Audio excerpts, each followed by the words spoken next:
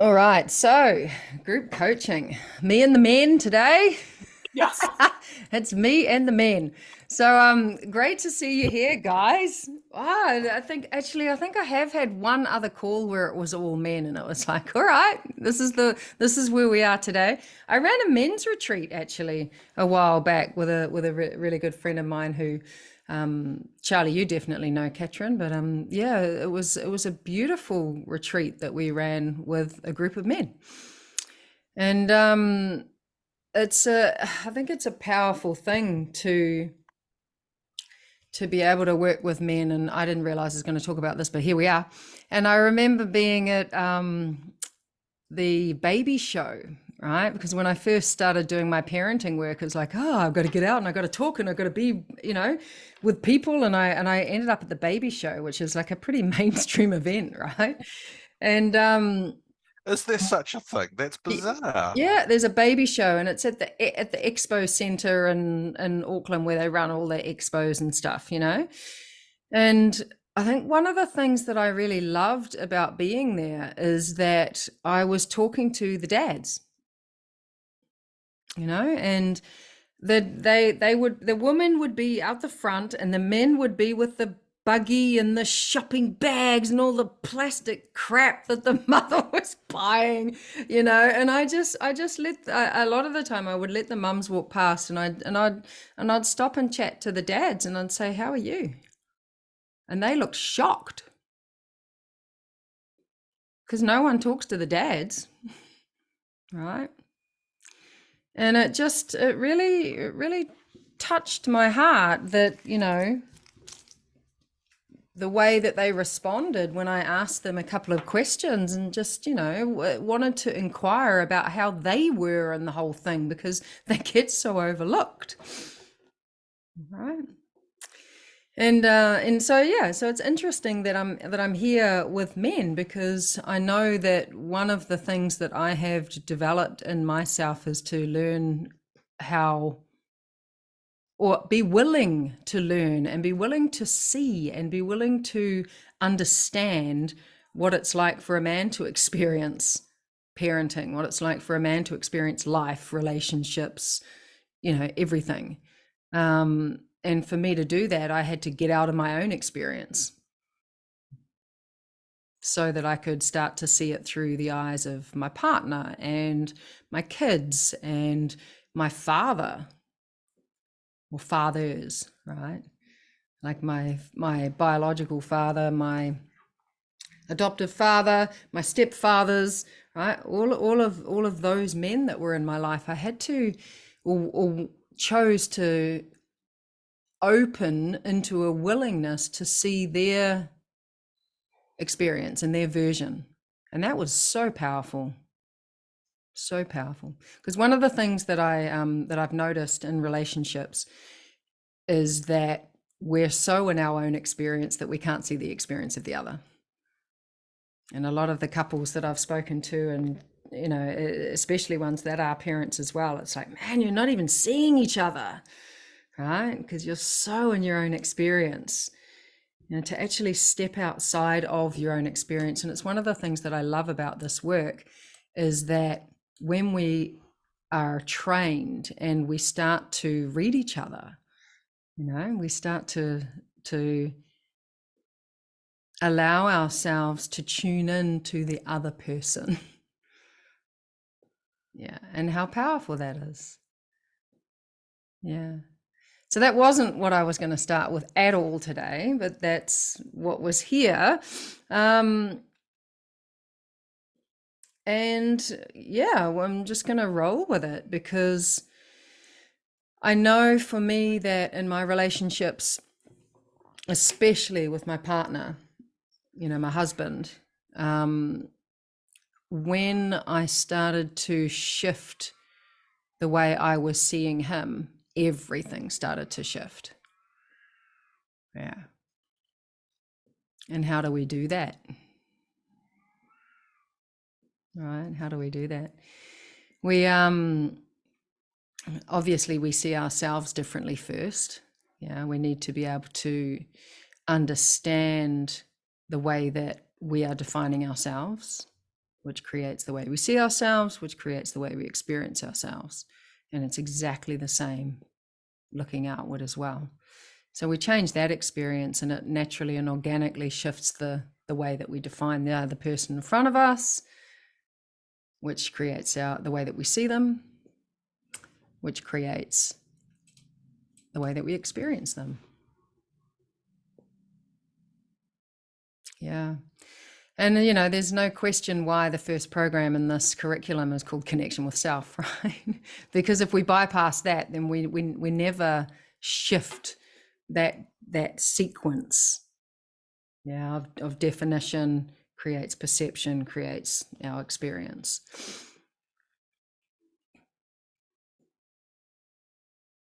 It's an internal job. Yeah, it's an internal job. And what I was going to talk about, because this is something that is really, I guess, coming back home for me, is the basics, the basics in this work. And what I've just been talking about is the basics. And it's the intro stuff that so often, as we sort of continue and as we keep diving into it, we forget, right? It's like, oh shit, our focus creates our reality. Oh, all right, what am I focused on right now? The basic premises that we first learn in this work. And one of the ones that I've really been sitting with is around the messages our subconscious gets, because that's where we create from. That's what we're creating every single moment of every single day from. And if it goes unchecked, you might have heard, there's a lot of incredible work out there that will tell you that 95% of the time that we are being run by our subconscious, right? We're only in our conscious mind 5% of the time, which is kind of a bit of a laugh, right? It's like, wow, I'm only actually being conscious 5% of the time. Even it might be even less, right? And we stretch that consciousness, right, by doing this work. But our subconscious is where we create from, right? That's our default. And when we start to uncover and look at what messages our subconscious is getting, it's huge. And we did a little bit of work around set A and set B, and you're gonna get this, Aaron, as you move into level 1. That set A and set B is essentially our victim orientation and our creator orientation. And whether the messages our subconscious is getting is from our victim orientation set A or our creator orientation set B. Yeah, and it's a really simple question to ask ourselves, right? What message am I giving my subconscious right now? Is it a powerful one or not? Yeah. The basics, right?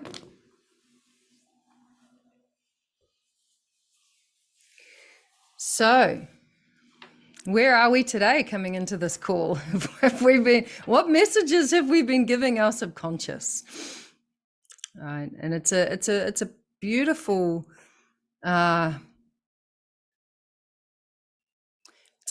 reminder of the basics. Yeah. And set A and set B, just that we have two orientations, and we might only just be getting, coming to grips with that second orientation. I don't know about you, Aaron, but I lived 40 years of my life, and Anna, and coming into this work, pretty new. I lived 40 years of my life only believing that I had one orientation, and that was it, man. I'm a victim. This is it. This is my reality. This is my life. I didn't know any other way.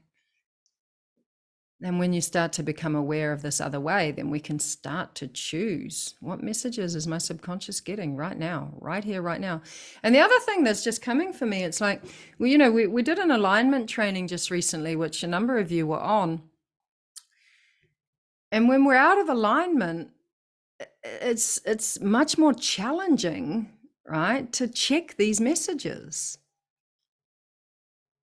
Yeah, like if we're not nurturing ourselves with one of the aspects of alignment, right, which is our mental body, our emotional body, our physical body, and our spiritual body, if we're not spending time with all of these aspects, it's much harder to apply this work.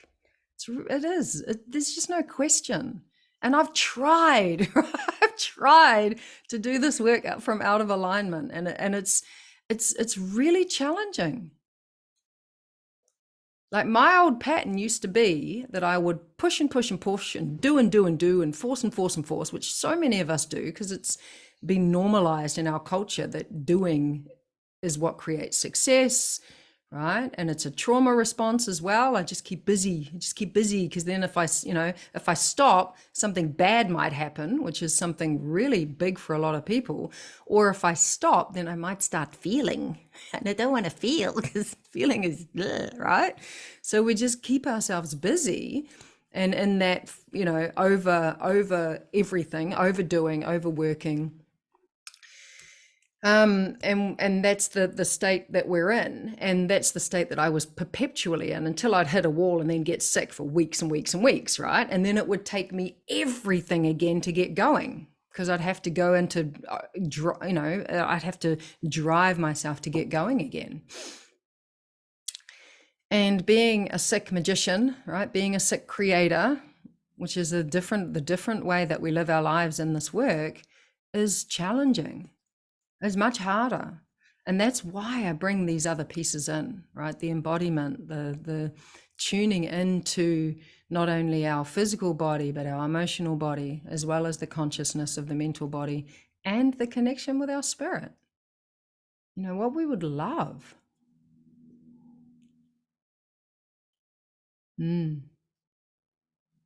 So it makes this work easier. Things flow. They comes from a place of alignment rather than a misalignment, unaligned. Not feeling the fullness of ourselves. And the other thing that because I'll come to you in a moment, Shane. I definitely came from this place of got to be perfect, right? That's one of my biggest beliefs. It's never going to be perfect, right? We develop this stuff. It's simultaneously taking on these pieces, and wow, the body was something that I really had a lot of dysfunctional behavior around. Yeah. And I had zero spiritual connection. That just didn't even exist, right? I just lived in my head. So, I've made the choice to develop these other aspects of myself, without punishment and beating myself up that I haven't, but just starting to bring them into my life. Yeah. So we're going to say, Shane, let's kick this off. Just really resonated with what you said there. Fully landed, and the recognition, first coming into this work, it was like whatever brought here was like, shit, this is massive aligned action to begin this journey into this work. But it was also like, of course, that's why it was so confronting. And I'd end up going quite often into a very deep downward spiral after this inspired work, because even though I was aligned action, I was so fucking out of alignment in those early trainings that, when you're digging into this deeper stuff, the nature of it fucking stirs shit up. And the beautiful thing is, I guess, through the process of going through this, I just keep checking and rechecking myself, and it's like this automatic thing that comes in. It's like it just identifies where it's out of alignment. It's like you got to get back into your body more.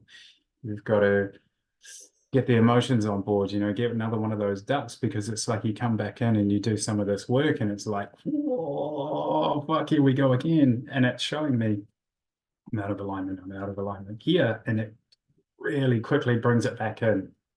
And now I guess I receive this work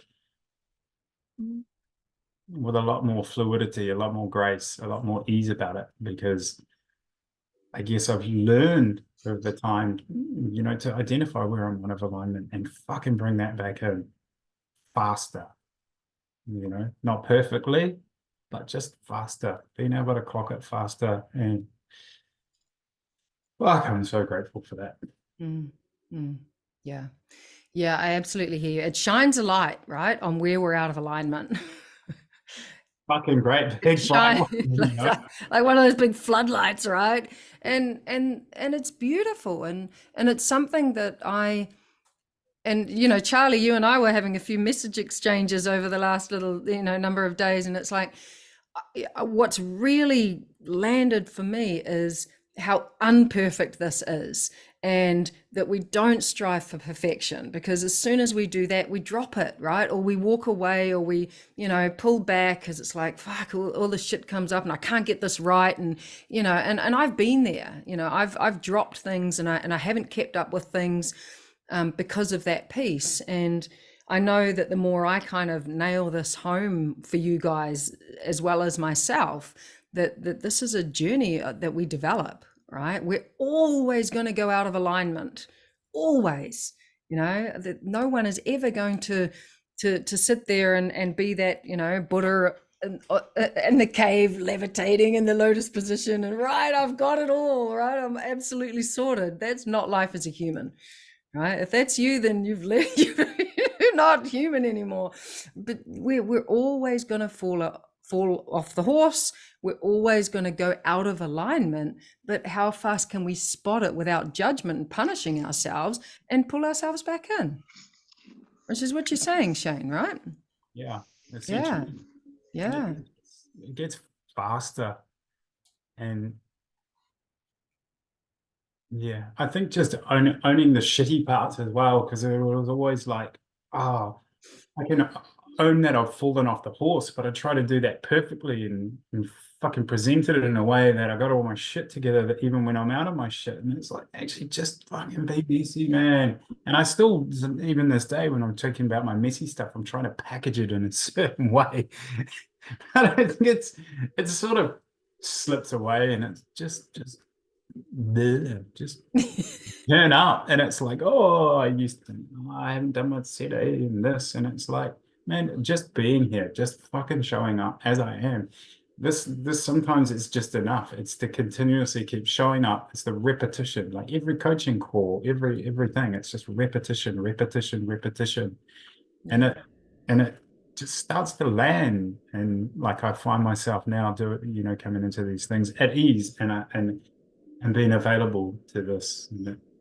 Where before I was all fuck up in my nervous system, and not really taking anything in for probably a good 6 months to a year of some of these treatments, you know? Like, if I'm honest, it was still in all the shitty beliefs that were preventing, that were a blockage to really receiving it. So yeah, to anyone who's in you and you're not getting it, fuck, it's all right. You will.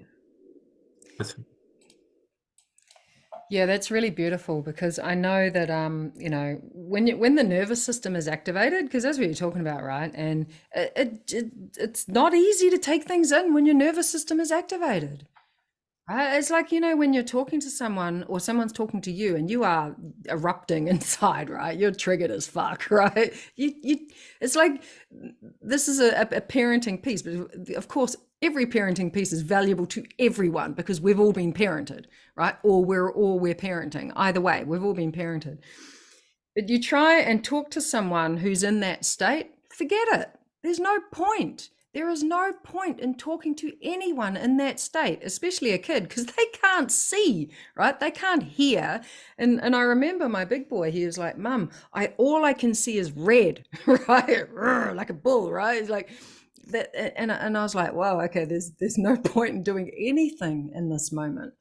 Right? Just got to calm the nervous system down. And that's why the embodiment stuff, and even though I did put that down for a couple of years, and you know, some of you, like Charlie, you were in when we were just working on the pure consciousness stuff, and then now bringing the embodiment stuff in, it's so important, you know, to just start to move this through your body. Yeah. And what you said about the judgment, right? And you know, like packaging, I got to make my messy shit acceptable, right? Just got to put it in a nice little box and with a little bow on it and package it up, right?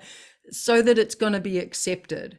Yeah, it's like, okay, I can share, but it has to look like this, right? Or it has to fit in this box and not get too messy, or I can't show that side of myself, or whatever it is. But, you know, the judgment of that stuff, not only does it keep us contained and stuck in that version of what's acceptable to show, it's even more than that. It keeps us stuck there, right? And one of the things that I used to say years ago was judgment is like toxic glue, right? It's like toxic glue. You imagine, and I talk about falling off the horse into the hole a lot, right? And we spiral down into the hole. If you're judging that process, then the glue is at the bottom of the hole, man, and it's got you. Right? And how it makes it harder to get out of the hole and back on the horse again if the toxic glue of judgment has got you. And that's the way I used to language it. It's like, as soon as you're making it bad that you fell off the horse, as soon as you're judging it, as soon as you're judging any of the stuff that's going on, then it's going to make it harder. It's going to make it harder to get out of that hole again and back on that horse. And it's one of the things that I really, really try and land with you guys here in the pack, because, man, when we're free of judgment, it's like, fuck, I fell off the horse again. Fuck it. God damn it.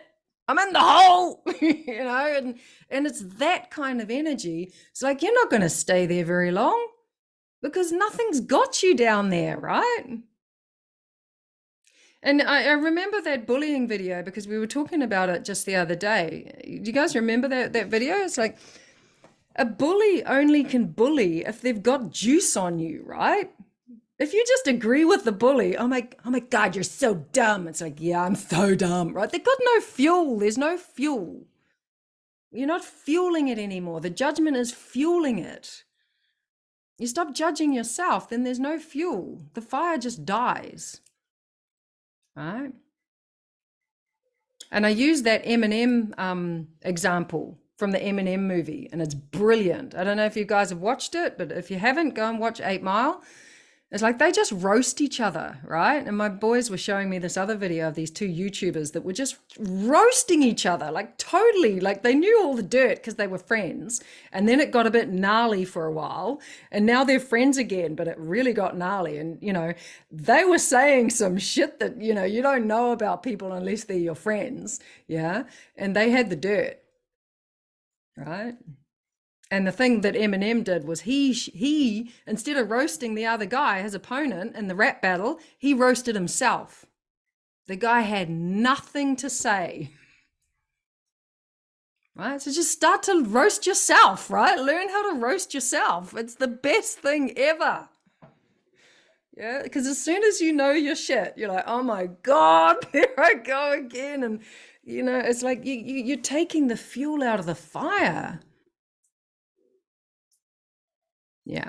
It's like you're ripping that steak off the dark wolf and you're feeding it to the light one, right? Lightness. Light wolf is lightness. Yeah. Enlightenment is the lightness of all of this stuff. Yeah. So if you see something about you, you know, you see some of your shadow, you just put a smile on your face and go, whoa, that's some human stuff right there. Look at me trying to package up my messiness. I'm trying to scoop up that sloppy stuff and put it in a nice box, put a bow on it. You go, right? It's funny. It's funny. Yeah. And it might not feel funny because of the emotional backlog, right? And stuff that's in the basement. Yeah. Because when this is really going to land. There's a heaviness in our body from all of the emotional stuff that we've pushed down and trapped, right? The lightness starts to come when we start moving that out. Yeah, there's a lightness in body, there's a lightness in spirit, there's a lightness in in our mental thoughts and the judgment, right? Can you see where I'm going with this? And how important it is to bring the body into it, not from a place of judgment, because our body is doing an amazing job at being our body, right? We just haven't been taught to get out of its way so that our body can actually do what it's designed to do. Like our body is actually designed to shake when we have trauma. It's designed to, but we are so conditioned that it's not okay to do that, that we stop it. And this is why we wonder why we're so tired and exhausted all the time, right? It's because we're using energy to actually stop our body from doing its natural processes. Yeah, it's big, hey? It's like, wow. That's a lot of energy that we waste. So the body, you know, it's like if this is still something that's quite new to you to be using these shaking processes or these tools, right, which are all in the level 1 program. If you guys want a direct link to the emotional movement tools, let me know. I'll send you a direct link. Then just start to bring them into your life every day, right? Do a little shaking process. There's a 10-minute one on YouTube with this woman. I mean, I've got one that I can send you as well, but I used to do it with this woman, and her name's Deepika. And she's very funny, very spiritual woman, but she goes, you know, bare feet, you want to have bare feet, you want to get them onto the earth, and here high heels won't work, right? So she's a funny woman. And I just did that every morning, right? I just brought it into my routine.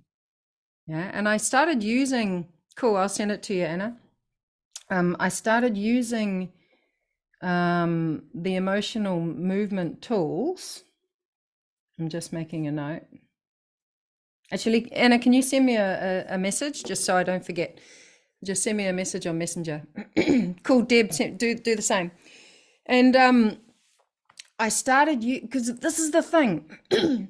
Most people only use these tools when they've got something coming up. Right? It's like, oh, you know, if then, because usually by the time it's there, it's like, I don't want to use the, right? Because you're in it, right? You're in that, like I was saying, you're seeing red. Don't wait until then. If this is something that you haven't done, do it before. Yeah, do it before, because then you're actually getting to the backlog, right? The way that I language it is clearing out the basement.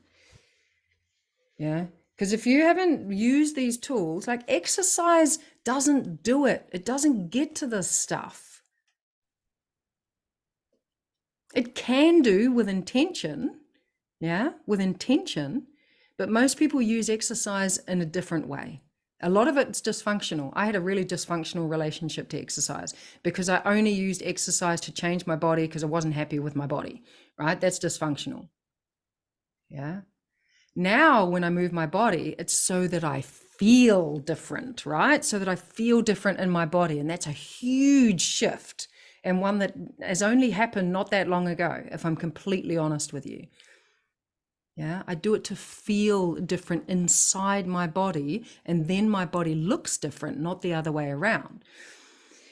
But with intention, right? Now, I've told this story before of when I do like 20 star jumps. If my mother's said something that's triggered me, and I just put the mum, just 1 minute, mum, and I'll put the phone down and I'll go and move the energy through my body, right? And then I'll pick up, okay, I can talk to you now, mum.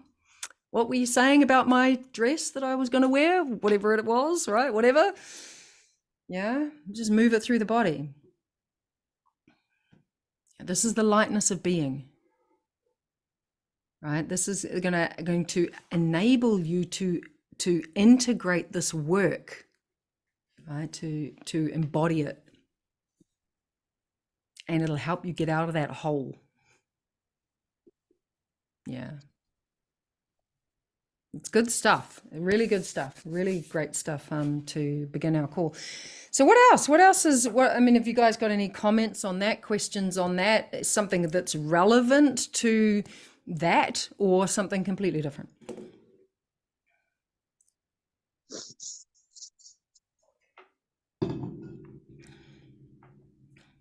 Yep, cool. I'll send it to all you guys. Sim. Hey, yeah, I just want to continue on with what Shane said about our human doo-doo when we've got density and we're trying to package it up, and just how much approval addictions cycle through, and how we've just got to wave them on. Like I've been shifting over Easter, and other places just come up the same, and then someone's telling me they've got stage 3 this, and I'm like, wow, okay, everything's happening all at once. And I realize why it's all happening, because I've shifted my frequency with this work. So I've called it in, and now it's landing. I'm like, right. So now I have to not hit the glue down the bottom, because it's just a huge succession of change. But yeah, just what's said about trying to make our shit look pretty. It's silly to try even waste energy trying to rebrand it. You know, it's just non-logical. And I think when you go into a stress response, it's the first thing you try and diminish. And it's the thing that, as you said, uses the most energy. So that's been my real uptake over Easter, is just, it is what it is, and to have more acceptance on it, all the change. Yeah. Beautiful. Yeah, it takes a lot of energy, right, to pretend, right, to wear the masks and the armor and the, you know, and the, I mean, it sounds so ridiculous, making my shit look pretty, right? Yeah, it does. Yeah. And we call it the shit in this work. That's what we call it. It's like, man, we all have shit. Yeah. So thanks. Yeah, you're welcome. Great to see you, love. What else is happening, guys? Questions, reflections. Larissa, welcome to the call. Thank you. Hi, everyone. Yeah, I've just felt bombarded by my shit this last weekend. Even to the point where I had a dream last night where I was out of my nose and mouth. It was like this thick blood. I don't know if it wasn't like bright red. It was more like a thick maroon blood like this. I was like, I woke up going, fuck. Like, and I've found it difficult. I've used so many tools. I just think that sometimes we're going into a major descent, and there's no way to pull yourself out of it, because it's a descent into something, into the deeper layers, and trying to stop drowning isn't even an option. My question is, I've been finding it difficult to know in my situation what is a negative vision and what it's like. I'm looking at my soul and what I want in a certain situation, and I'm finding it difficult to know what is actually what I want, and or if it's coming from negative vision, like from me avoiding being homeless, having no money. It's like, at what point do you draw a line, and how can you recognize that difference? Yeah, it's a great question. And I was talking about this yesterday, actually. It's like, it's just what we would love, right? And a lot of the time what we would love isn't actually what we would like, right? It's just what's true. But how do we get to that, right? How do we know? And the negative vision is a really helpful tool, because, and if you remember back to the early processes where we write a list of what we don't want, right? Of what we wish wasn't happening, because what it gives us is a really powerful clue of what we're trying to get away from, right? By the actions that we're taking. And a lot of them are just that, right? And resolving tension. Yeah. And when we're moving from that place, that's negative vision. When we're trying to get away from something, and you brought up the financial piece. If I'm trying to get away from being poor and the moves that I'm making or the action that I'm taking is related to that, then it's never going to bring me into a place that I'm going for true vision, because I'm trying to get away from something. And that premise, which I know you remember because we've spoken about it before, Larissa, what you resist persists, right? It will just keep chasing you. And it's a relentless chase. Yeah. And it just gets bigger and bigger and bigger. But when you've got an important decision to make and people are relying on your choice, they're hanging around waiting for you to make a choice. Yep. And it's a big choice, you know. Oh, thank you. I will just mute. It's okay. Yep. Like, you can't just sit around and do nothing. And I haven't been. I've been doing everything to get an authentic response from myself, but it's almost like I've over processed it, and it's difficult to find the authentic answer.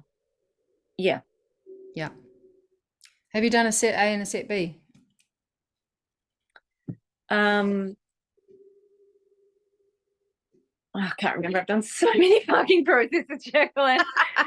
Well, we did.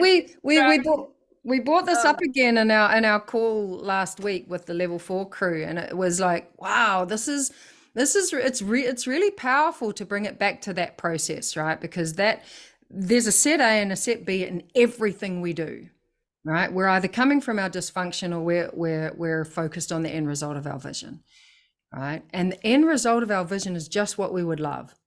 Right? It's not got anything to do with what with trying to get away from set A. Yeah, it's like the pure vision of what we would love. Yeah, but I mean, yeah, I don't want to go into my story, but and you don't need to, right? It's like, where is your focus? Is it on set B or is it on set A? But what? Yeah. It's not comfortable, Larissa. Like it really isn't. When we're being put in places where it's like, wow, what I'm being asked to do at the moment is to drop everything that I believed that I wanted 5 minutes ago or a year ago or whatever. And this is the piece that is really what I would love right now. And it doesn't make sense. That's just one example. Because this work doesn't make sense. If it makes sense, it's really challenging. Yep. Really fucking challenging. And I got a reading with Jasmine. We dropped into, circle, and it came that this job, this vision of me doing this job, and it's completely left field of what I've been creating for the last few years. It's completely left field, and it's. At first, it released heaps of energy. Like I felt so freaking energized sitting in that circle with that vision, with that job, and then plummeted down to intense like resistance and process for a couple of days. And it's really freaking like challenging, this work. Yep. It's not comfortable. It's not for the faint-hearted.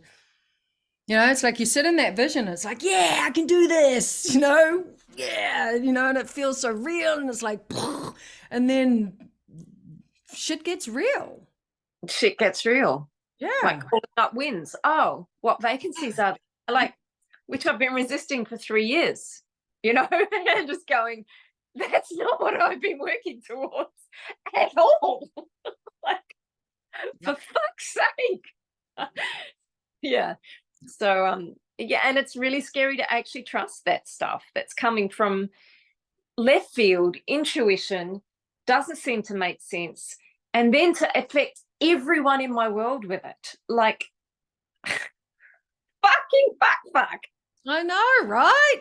Look, this is why we're in this group, because we're all navigating this stuff together, and it's like, fuck, do you know what I just got intuitively to do this? And it doesn't make sense, and I'm scared as hell, and you know what? I'm going to do it anyway, right? It's like it really calls on that part of ourselves to let go of everything that we thought we knew. Because everything that we thought we knew is keeping us where we are, right? Keeping us stuck. And if you track back, Larissa, every move that you've made since finding this work, right? When a lot of it would not have made sense. But what comes out of it is It like, made more sense than what I'm getting right now. yeah, but that's because you're up leveling, babe, right? It's like shit. You know how the ego gets sneakier? Because it Yeah, does, it's fucking like, right? yeah. And it has to come in through the back door and the side door and under the fucking trap door, and right, it gets sneakier. The same happens on the other side, right? It's like it's got to the pendulum. Okay, the pendulum, right? We're talking about the pendulum and the training. The pendulum swing gets bigger the more we're invited to step into our creator. It gets bigger. So how are we going to ride that sucker, right? How are we going to look after ourselves and our nervous system, right? And you know, the thing that I always say, looking around for my hair ties, I haven't got one, you know, we want to stretch. We don't want to snap. We don't want to go out there and like really, you know, throw it all to the wind. But we move strategically, right? Which is why we take action on our bridges without trying to make sense of it. Right? And following what's true. And one of the things that you would have heard me say a lot is you're not going to like it.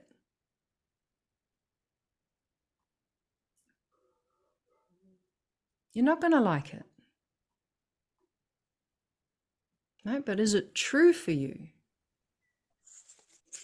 Like the idea of sitting down once I've finished the retreat that's coming up and finishing my goddamn books, I don't like that, right? Is it true? Yes, it's true.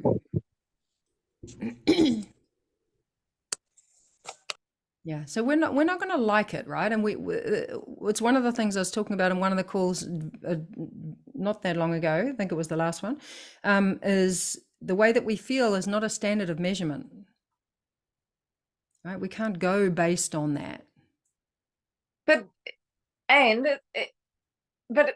yeah, I just it's like I can't tell whether the reason that whether I want to buy this house or want to own this house because I don't want to be poor, or whether it's because, and it's all hinging on that. It's like, do I go get a straight job because I need to look good to the banks because I want to own the house? But do I actually want to own the house? I'm not sure. And what is the motivation for owning the house? And like, it's like, it just is so fucking, and it's like major decisions, major effect.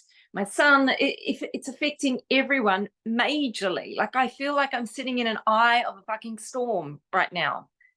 Everyone around me is affected by my actions right now. Everyone. So if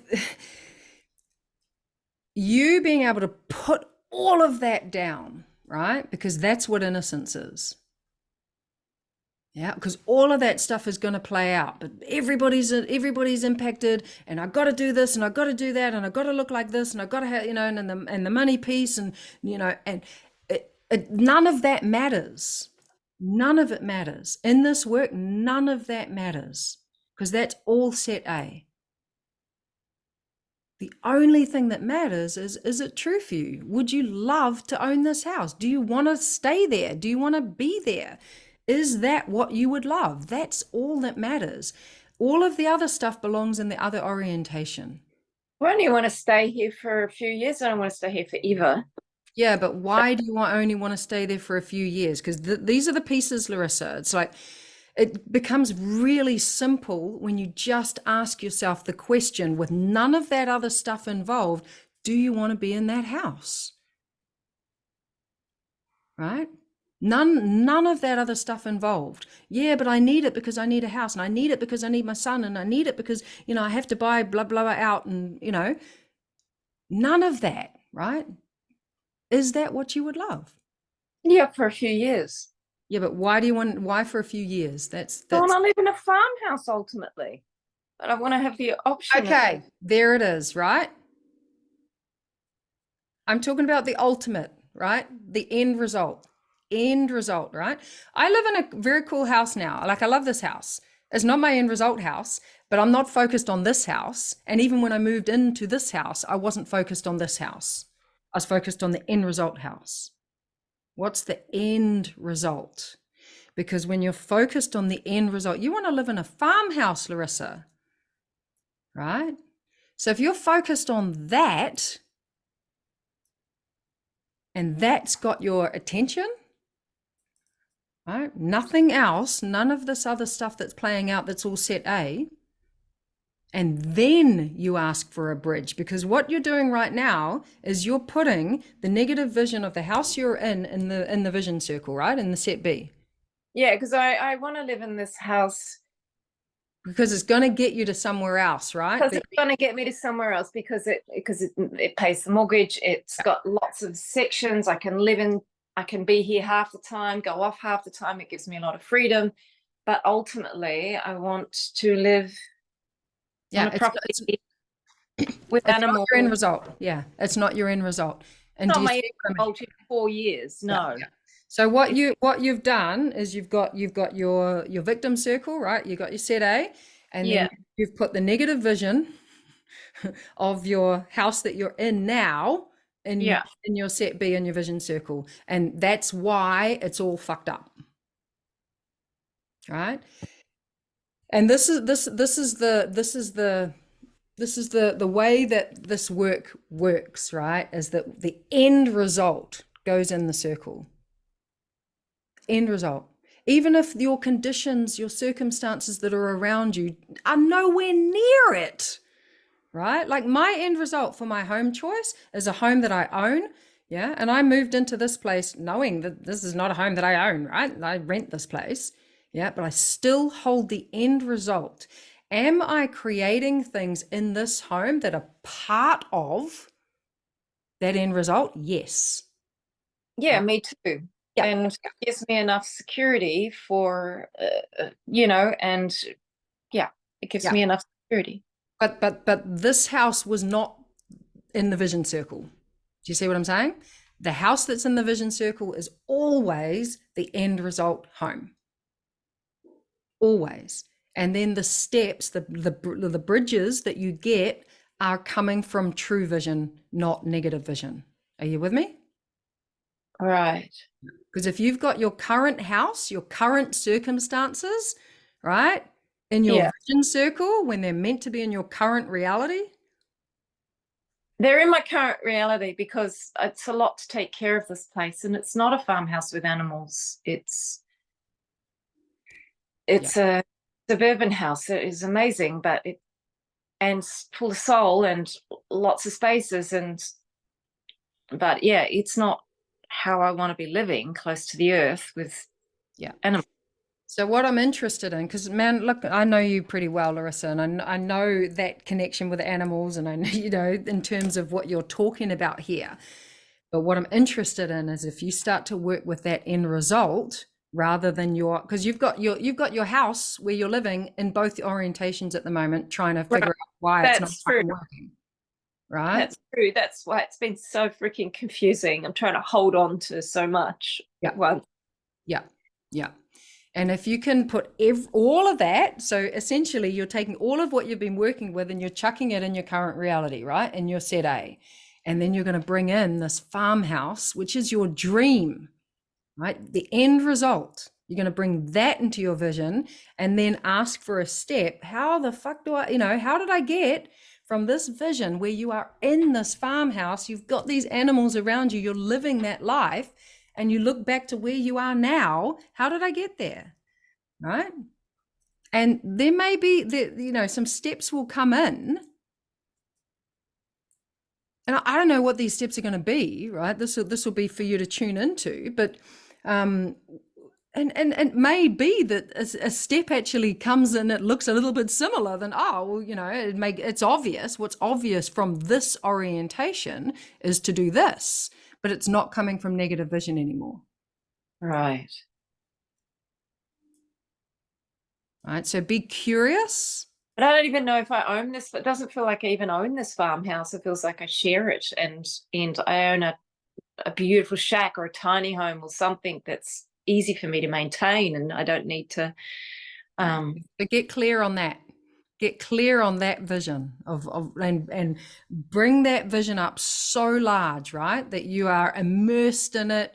You can feel it, you can smell it, you can taste it, right? You can see the fruit trees, you know the animals that are on the land, right? I want you to bring that vision up so large, because at the moment, all you're stuck in is the negative vision of what you're trying to get away from, right? And the current circumstances. Yeah, being homeless, having a certain chunk of money to set myself up. Like, it's clear to me I'd like 120 grand when I leave here, so that I could set myself up in a cushy tiny home somewhere really gorgeous with animals and take care of myself. That's what's actually clear to me more than anything. Yeah. Like, I do. But it's the magic of the vision that is going to help you create that, right? Not sitting in the fear of having anywhere to go. Exactly. And visualizing myself in the sleep out, being there half the time because I actually want to travel. I want to have a place for my cats, not like I'm trying to compromise. It's like I'm visualizing, oh, if I own this place, my cats could stay here. My son could come and go, you know, my brain's coming in and trying to work it out, like how it could. Yeah, that's exactly what's happening. Take care of everyone. Yeah. And trying to work it out, Larissa, right? And in this work, we don't do that, right? We don't try and work it out, because all we've got is the old stuff, right? When we're connected to the end result of what we would love, right, it becomes obvious what to do. Right. Yeah. I was trying not to go into my story, but it's only through going into my story right now that we can unravel it. Totally. Look, it's a really great example, Larissa. We all have this shit going on, right? Before you came on, I was talking about what messages is our subconscious getting, right? It's one of the earliest things that we work with, premises in this work, because we know that our subconscious creates our reality.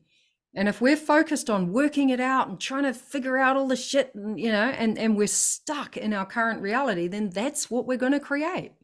But in this vision, somehow I'm in relationship with someone who's in the main house. And I don't know if that's coming from limitation or whatever, but it's always been the same freaking vision. It's always been the same vision of a big fireplace and a big entertaining area. But I don't ever see myself constantly living in that big house. I don't want to live in a big house. I want to live in a small, sunny place that's easy for me to maintain and have my own space. That's what I want personally. But how does that take care of my son? I don't know. Yeah. Well, yeah, but these are questions that are coming. You can see where they're coming from, though, right? It's like what you would love and your current reality and your current circumstances, they're two very different orientations, right? Like the end result, our vision, is where we're taken care of. Right? It's a handing over to the magic, and that's what we do in this work. Yeah, because I feel like in my bowels and in my body, I'm holding on and trying to take care of everyone and holding on, and my body's holding on. And there's a big no in my system when I wake up in the morning. Like I was trying to reprogram, going, yes, put yes in, be a yes. And suddenly my body relaxed for a moment because I realized I'm waking up with no, stop. Everyone stop, because nothing's right here. And it's just like, no, stop. And the car has stopped and everyone's waiting for me to fucking move, and I'm just saying no to everything. Yeah.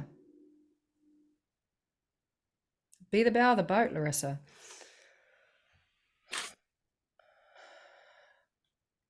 You know, you've heard me talk about that before? Yeah.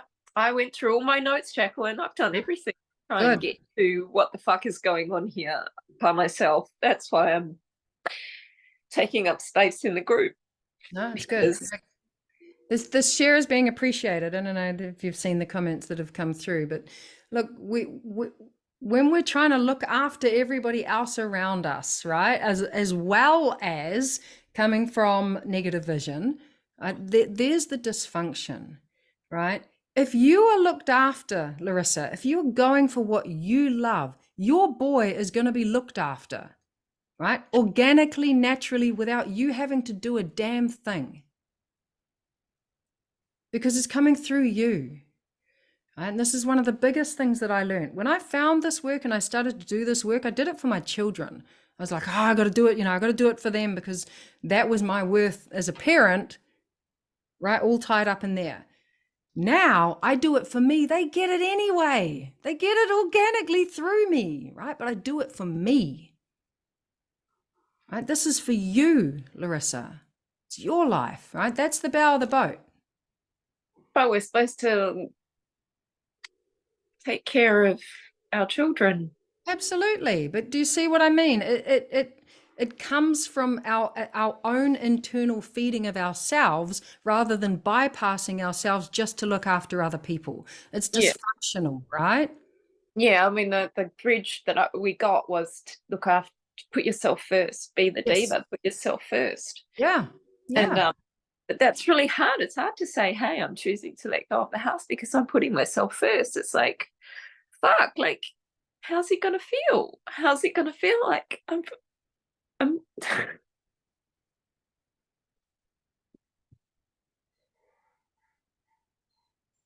it's like everyone thinks I'm gonna be the one providing the security.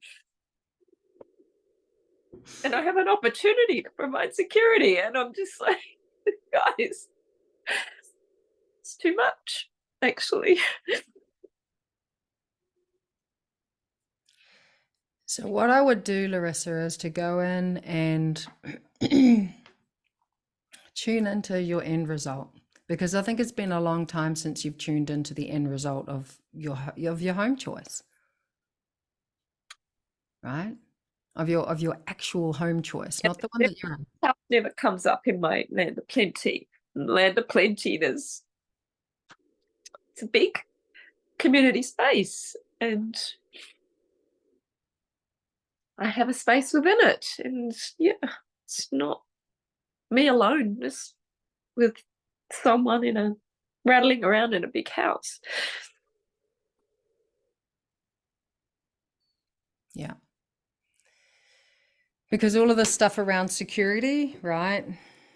And That's other a huge needs, piece, especially when yeah, your it is. parents never owned houses, and like I'm finally in the property market, and it's a huge piece. It's like, Yeah. well, what the fuck am I letting go of this for when I'm somewhere where my mum never even got? Yeah, I get it. I get it. We're conditioned to choose security over everything.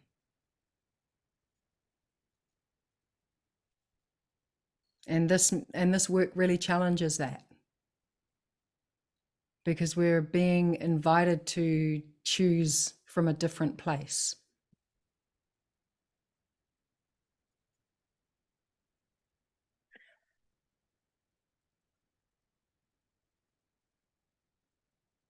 And if you've been trying to make this decision from a place where you've got this house in both of your orientations, then I would go in clear, right, with this new orientation, and I'd spend some really good time in that vision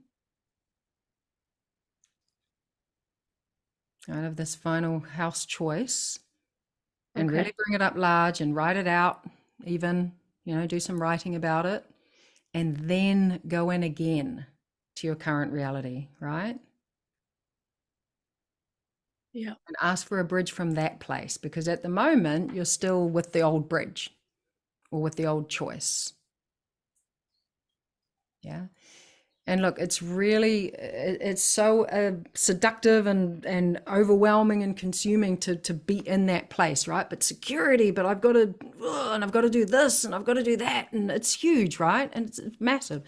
And we know where that is. We know where that's coming from. It's not going to go away, but the more you shift your focus into the other orientation, right? Because that's where the magic is.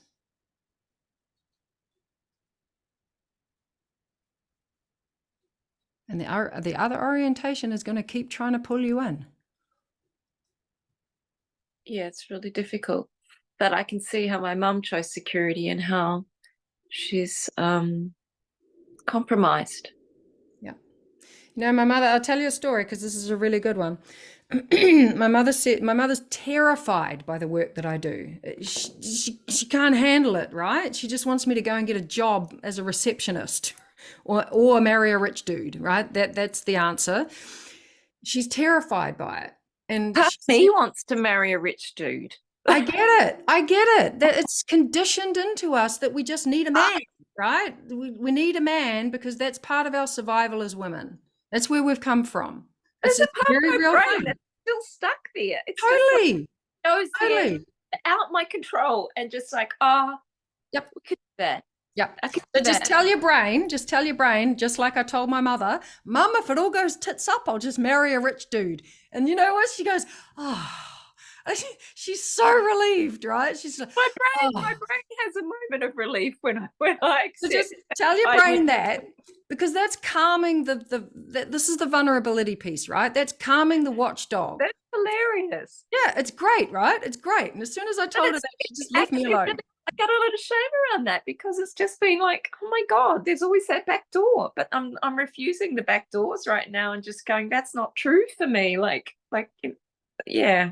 Yeah. I mean, allow the back door, right? If it's going to calm your nervous system, like it calmed my mother's nervous system, then just allow the back door, right? Allow the back door. And it's a part of our conditioning as women.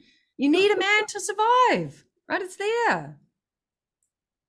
I've got so many of them around me right now. Just like, what do you got to worry about?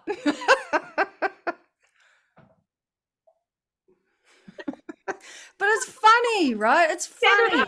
This is like, look, Larissa, and this is the way that I talk to my mother. And this is just imagine that part of your brain is like my mother, because I just said to her, look, if I keep going in my business and it doesn't work 10 years from now, I'll just marry some rich dude. It'll be great, Mom, don't worry, right? It's like this is just, it calms the nervous system down because we can't create magic. We can't hold ourselves powerfully in the uncomfortability if we've got that shit playing out. We can't do it. It's really hard. Yeah. If you know that, and in the back of your mind, you're going, yeah. Because honestly, we have shame around that, but that was our only lifeline as women before. well, I can see how I've created a lot of rich dudes around me right now. And here I am asking them all to bail me out of the situation, invest in the house, but actually it's not true. Like this is like, it's got it. When I really look at it, I've actually set up myself unconsciously with that situation, sort of expecting one of them to bail me out because they like me so much. And I'm just like looking at that immature part of me going, oh, is that what I want? No, I don't want that kind of connection with a man. I don't want the man having input into my security and into my well-being. I want to feel like self-sourcing with my situation.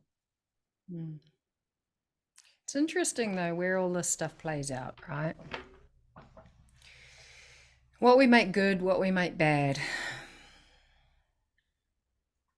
What's okay, what's okay, what's not okay. I mean, for me to say that to my mother, I never thought I would ever say that to my mother, right?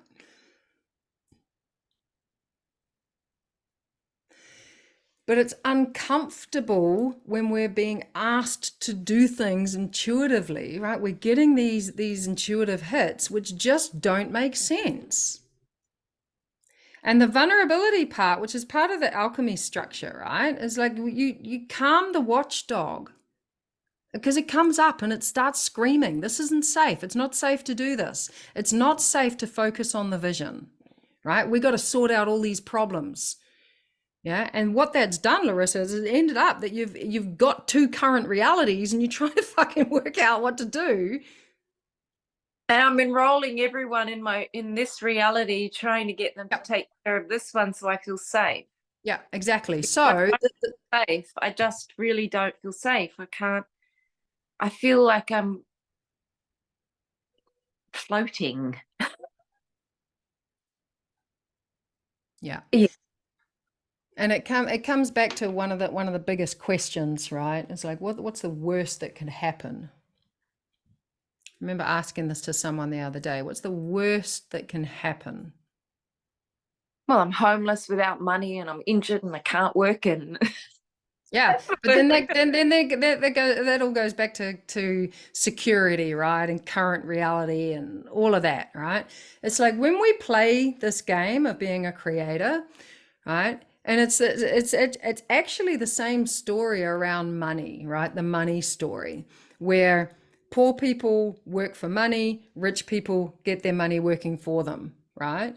When you're in the get your money working for them orientation, you take risks, big risks, and you got to be willing to put it all on the table, right? And you got to be willing to roll the dice and lose it all.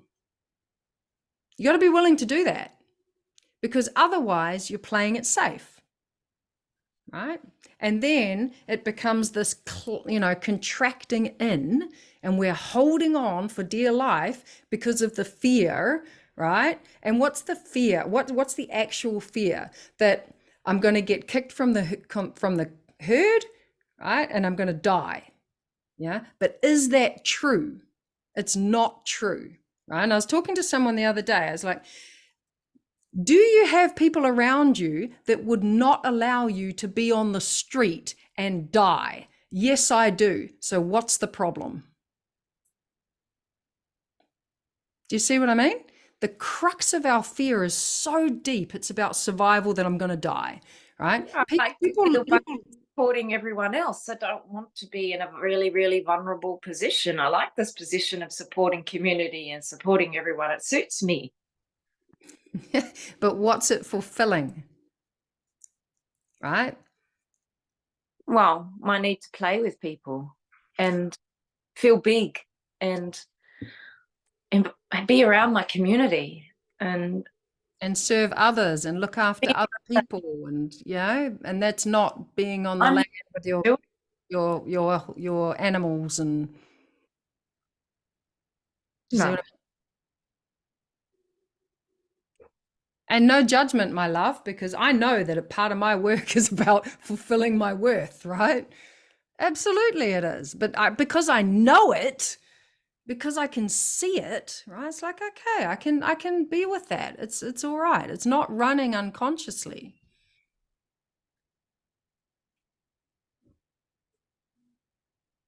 It's just what's true. It's just what you would love, right? So I want you to go into that vision, Larissa. Yeah. Thanks, and go thanks. into that vision. I'm sorry that it's taken so long, and I feel like I just want to apologize for taking up so much space. What the fuck is that? Yeah, see, exactly. Just own the space that you took, knowing that everyone got something from that. I mean, did you guys get something from that, right? We all have our version of this, right? Shit, man, why isn't this working? Negative vision, right? There's a negative vision playing out, and we got it, Larissa. Yeah, I'm surprised that you're not dancing around the house at the moment going, oh my God, no wonder I've been fucking myself left, right, and center, right? Because my nervous system is so fried from trying to hold everything and everyone and do the right thing by everyone and be responsible. And my nervous system is fried. I'm tired. Yeah, so stop doing that. Stop trying to look after everyone else. Look after you. Put your needs first. And I mean, really do it. Because have you ever done that? Yeah, but I think in the back of my mind, I'm trying to fix the world and heal the world with every choice I make. And that was what came through as well. It's like there's this part of me that's addicted to thinking I'm going to save the world, and that it's a part of me that just doesn't like how powerless I actually feel and wants to express my power with everything I do and see my power coming back at me. Yeah. It's addicted to making these big hippie choices that are gonna make a better system happen for the world because all the other systems are fucked. I got one for you. Why does the world need saving? Because it's fucked and it's going down the gurgler. Okay, so what orientation is that looking from? The emails that come to me that Amazon is burning beyond repair and Okay, so why are you engaging with those emails? I'm tired. Yeah, but Larissa, do you get what I mean? When we engage, and this is a really good piece, guys. So we're going to go there because when we engage with all of that shit, right? And I think I've told you guys a story when I was talking about this yesterday. When I was in the lockdowns, my first coach, he rang me up and he said, "What are you doing?" And I said, "What do you mean?" And he said, "What are you doing?" And I said, "Yeah, but I've got to be informed and, I got to know what's going on." And, and I was going down rabbit hole after rabbit hole after rabbit hole. And I was freaking myself out. I couldn't even go down the stairs by myself in my own house because of the shit that I was seeing. Right. And he was like, "What are you doing?" "But I've got to know this." "No, you don't." And he was right.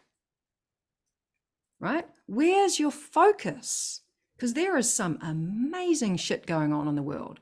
There is some incredibly powerful, creative, genius, magical stuff going on in the world. Yeah. But if you're going to focus on the shit, then that's what you're going to see. I do both. Like, I don't believe the world needs saving anymore. I used to. I fight the system. We've got to change the system. No. I'm just going to focus on what I'm doing over here. That shit can play out.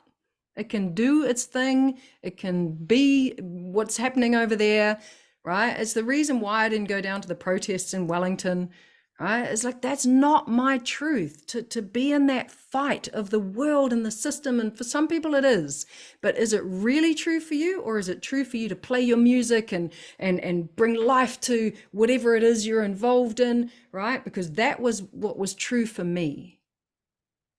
Yeah, well, I think it's both true for me.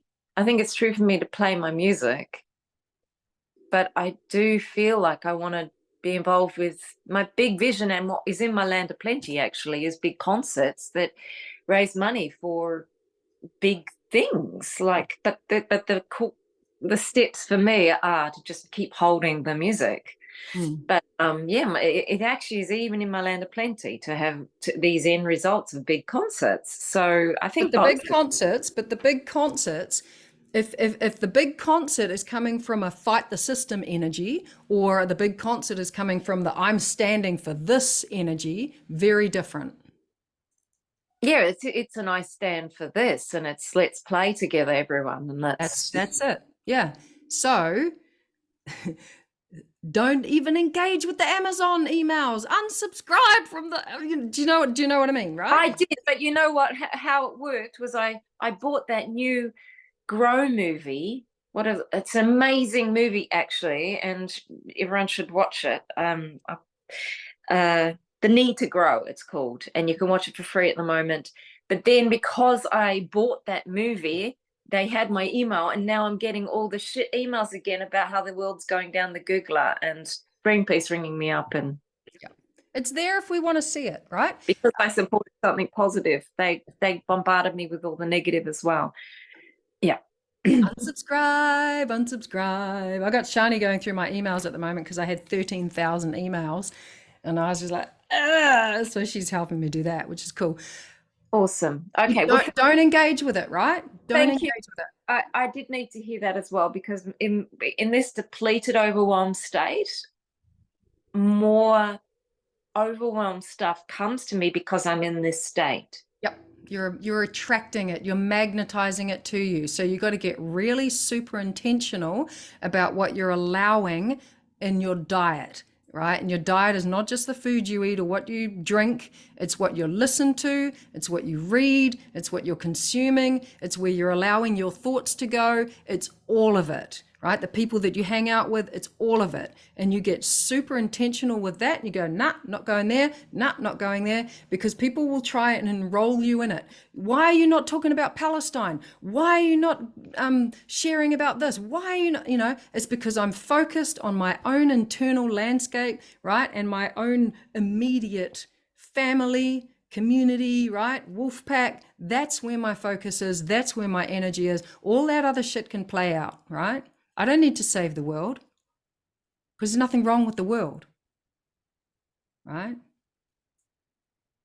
Otherwise, we're in the good and bad. And we all know what happens when we do that. We're screwed. Because it brings us into that survival, I'm going to die, right? It brings us into that place. Yeah? And it's not that there's not wrong shit going on in the world. That's not what I'm saying, because there is. But are we focused on that? Or are we focused on what we stand for, what we would love to create, what's true for us, right? That's where we've got to focus. And we've got to be vigilant, because all that other stuff is trying to suck us back, right? So we pick it up and we keep doing that as a practice. And it shifts. Yeah. It wasn't that long before I could like walk down my stairs without being scared anymore, right? When that was all happening, because I just took my focus and put it somewhere else. And I was like, I'm not going there anymore. So just, put up your force field, Larissa, and don't let that shit in. Just don't make it your business. It's a powerful piece. Yeah. Cool. What else we got in the room? We've got 10 minutes, guys. Is there anything else that you guys would love to talk about, or even some reflections on that? Because there was a lot in there, Larissa, and I'm really grateful that you took that space, because this is what it's all about, right? Yeah. Yeah, it's not like I haven't tried to come at this at all angles. It's like, it's been a 3 or 4 week. Oh, I know. Yeah, I get it, babe. Yeah. So Full-time. go and sit in that vision. But I know you can see what's been happening, which is great. So Anna, what's happening with you? Well, thank you for that talk, actually. Where I am sitting in, I am third time at the hospital since January. And, I have been sick all my life, and the kind of feels like I am in the Titanic, which needs to change direction. And that idea about being well is totally unimaginable for me. I decided to actually be well. I dig into that idea that I made the veils when I was very little, that I will die very early, that, I will be sick all my life. But it was very safe. And I know that comes from the victim mode. But somehow I can't even create what do I love, because I feel like I don't deserve, or that, I have been sick so long, I made so many mistakes. And it's that kind of like that chatter in my head that I can't even imagine how it is. People telling, oh, just imagine that you're well, and I will be well for 3 days, and I will be sabotaging even more, kind of like I will sabotage myself to the point that I am 3 times more sick than I was before. And after I will, kind of in that pendulum, the more I try to fight with being sick, the more I am just in the shit. Mm-hmm, mm-hmm. Yeah, because it's on the same spectrum.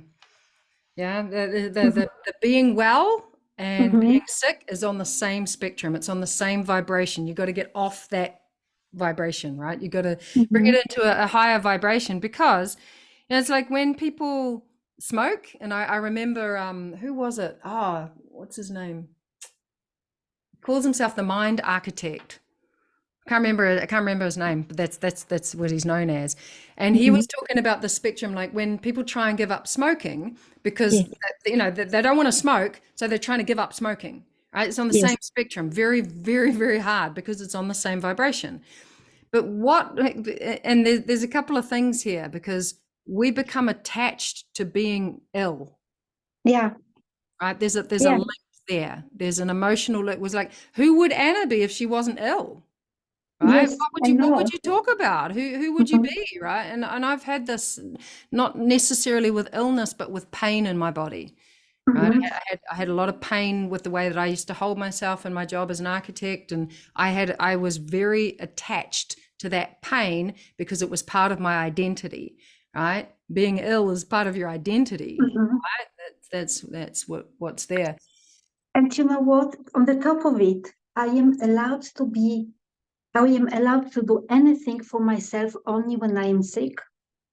You know, I totally relate to that talk just a minute before, because for me, I need to save the world and I will do anything, and I am allowed to actually only something for myself when I am sick. Yeah. Which means somehow the sickness, I told the doctor, get me well, but not too quickly, because I can't actually handle to be well. And how do you take the higher vibration? What shall I ask myself? So a couple of things that would be a great inquiry for you as to Mhm. what happened when you were sick when you were a kid. Yeah, like what was the attention that you got from your parents when you were sick Yeah, versus when you were well? Yeah, I know what's happened. It was my dad was violent when he was drunk, but they will not argue, and everything will be fine when I will be sick. Exactly. I solve everything by being sick in my ward, always. Yeah. So the way to get off that vibration is to not make it about being well. Okay. Right? You don't make it about being well. And because I did a powerful session with a client, it was a little while ago, and she'd put on a lot of weight and she was really upset about it. You know, she didn't like this extra weight and she was really, right? And you could feel which orientation she was in. Yeah, she was sluggish. Like I stepped into these circles with her and she was like, oh, I feel, and you know, all of that. And what we spoke about was what are you most wanting to experience, right, in your body, not as in losing the weight, but I just want to run around with my grandkids and I want to, you know, be able to be, you know, mobile, and I want to do this, and all her whole energy shifted. Right? There were two very, very clear circles there, not on the same vibration, which were all being fed with the same energy. Right? I'm slim, or I'm overweight. Right? They were both coming from the same energy. Once she made it about running around with her grandkids and being able to do the things that she loves and having freedom in her movement, and that was a very different thing, because that was about how she felt, right? And what she could do from that place. So what would being well give you? Like what's the end result here? Like what would you be able to experience in your life if you were well? And here coming the thing I don't deserve. I am afraid to be alive. Yeah, and that's there, and it will always be there, Anna. Yeah, Mhm. it'll always be there. You'll always have this. Well, you don't deserve that, right? You don't deserve to have that. It's part of your belief system. It'll always be there, and just okay, there it is again. Thank you. See you. Gotcha. Okay. Right? Mhm. Acknowledge it, because as soon as you, oh my God, I've got to get rid of that. I've got to make myself be able to deserve it. Don't do that, right? Because then it's just a condition that you're trying to fix. Okay. Right? Okay, there'll always be a part of you, Anna, that thinks that you don't deserve to be well. Mhm. It's always going to be there. As soon as you stop fighting it, then it starts to lose power. Right? Okay. And you owning it is part of that. It's like, whoa, Anna, yes, you owned it, right? There's a part of you that believes that you don't deserve to be well. Okay, gotcha, right? It's there. And now we've all been able to witness that with you, which is beautiful. So alongside that, just, you know, park that. Okay, that's in your victim circle. Okay, I don't believe that I'm allowed to be well, right? To be healthy. What about, yeah, so that's there. What would being well give you? What would you love to do? What would you love to Travel. experience? How would you love to be? No, I would love to travel. I would love to travel. I would love to have a lot of energy. I would love to do something with my kids. I would love to learn and remember stuff again, kind of have a more space in my head. I would love to feel blissful, kind of like, like life is okay. I would love to work with my couples. And I would love to paint.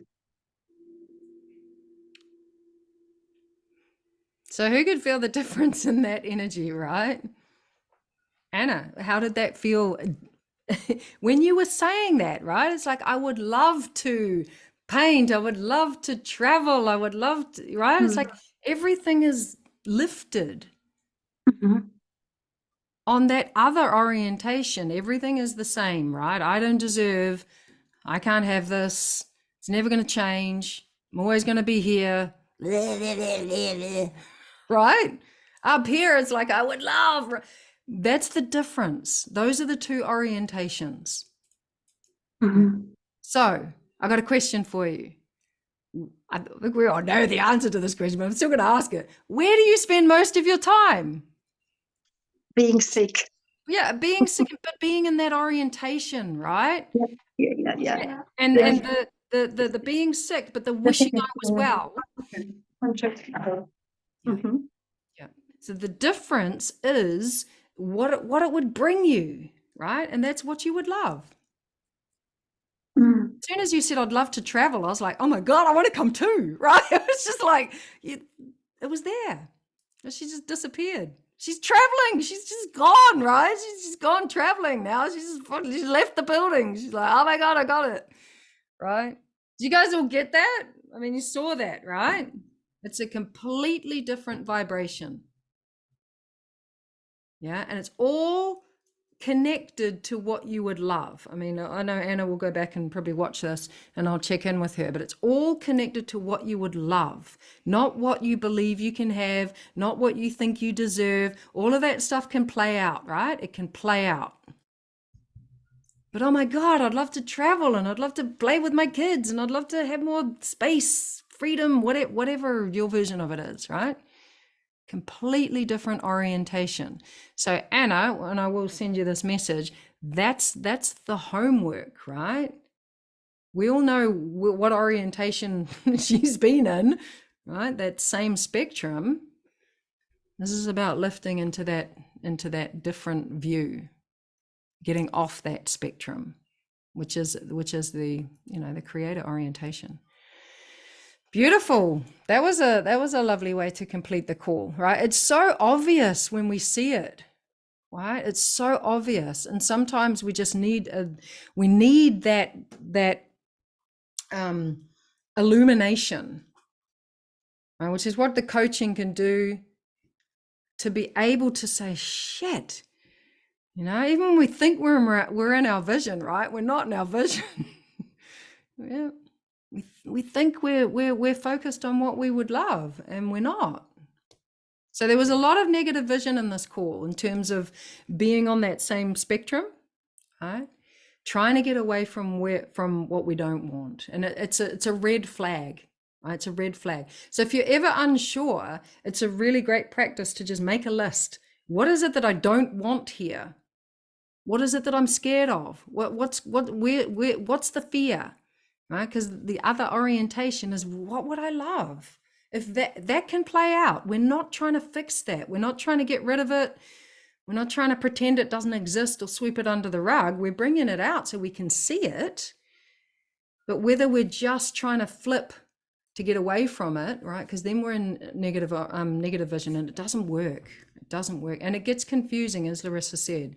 It gets confusing because we're like, why isn't this working? Because we're on the same spectrum. So lifting to the higher vibration, right? And there's a few tools that we use to get there. Like even Anna just sharing that is part of it, right? Yeah. Me telling my mother, Larissa telling her brain that, hey, she can just marry a rich dude if it all goes tits up, right? It just calms the nervous system, right? Because you're never going to end up on the street, Larissa. Too many people love you. It's not going to happen. Yeah, but at our core, we're like, oh my God, I'm going to die. I'm going to be on the street. And it's not going to happen. Right? This shit that we believe is going to happen is not going to happen. But what that allows us to do, it frees us up to make these big moves. These scary, terrifying moves where we're like, we're at the poker table and we're putting it all in, right? Holy shit, I'm betting it all. Just take it all, right? That's what we do. That's what we do in this work. It's terrifying. But at the other side of it, you're like, wow. Yeah. And I just did this recently, like that 10 days of free training, which I'm still kind of coming back from, if I'm completely honest with you. This is the biggest thing I've ever done. It was like, I'll put everything that was on the table went into that. Everything. I was like, shit, this could not work. This might not work. Am I doing it? Yep. Put it all in, right? Because I know that what's the worst that can happen? Right, we're looked after. Right, we're looked after at a level that is off that survival spectrum. All right, good session, guys.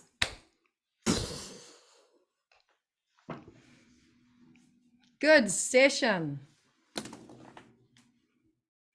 All right, so what I would love for you guys to do, all the chips are in. All in. You got to be all in, guys. This work, you got to be all in. You can't half-ass this stuff, and you can't have one foot in one orientation and one foot in the other, right? This is not about safety, right? But the interesting thing is that the safest place that we can be is in our intuition, right? It's going to serve us. The interesting thing also is that this work has made me such a powerful creator that I was just creating everything, or keeping all the options open and creating all the options. But you know what? When you've got all the options, then you can just choose, right? yeah, but they weren't. They all have, when they're not from the actual vision, Right. they all That's have different. they all have like a yucky bit to them. Yeah. Yeah. The one that doesn't, though, the one that makes the least amount of sense. It's like, what?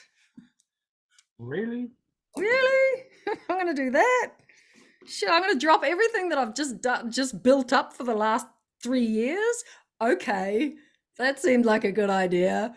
Not. I'm going to do it. Yeah, all in. Fucking all in. Go all in. All right, guys, we're going to close. Absolutely amazing and inspiring, right? Inspiring to be with you guys. And there's one thing that came out of our last level 4 call. Our only job, right, as creators is to be inspired. It's to be inspired, right? What inspires you, right? What you would love. So go out and be inspired. Share in the group, in the main WolfPack group, right? What you got out of this call, like land it, like seed it in, like integrate it through some sharing, right? And what it will do is it'll invite more people in to come and experience this as well, right? Even if they're flies on the wall, just getting the, the indirect juice, because it's juice. All right, guys, so we're going to close. I'm looking forward to seeing your sharings. I'm looking forward to hearing about that vision, Larissa, when you drop into that. And I want to hear you guys howl it out. So take yourselves off mute. We're going to close the call, and I'll see you guys in the group.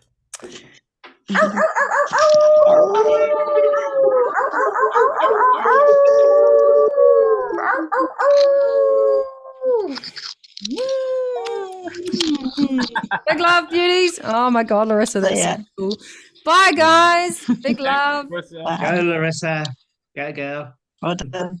See you soon, guys. Ciao. Ciao. Thanks, everyone. Bye-bye.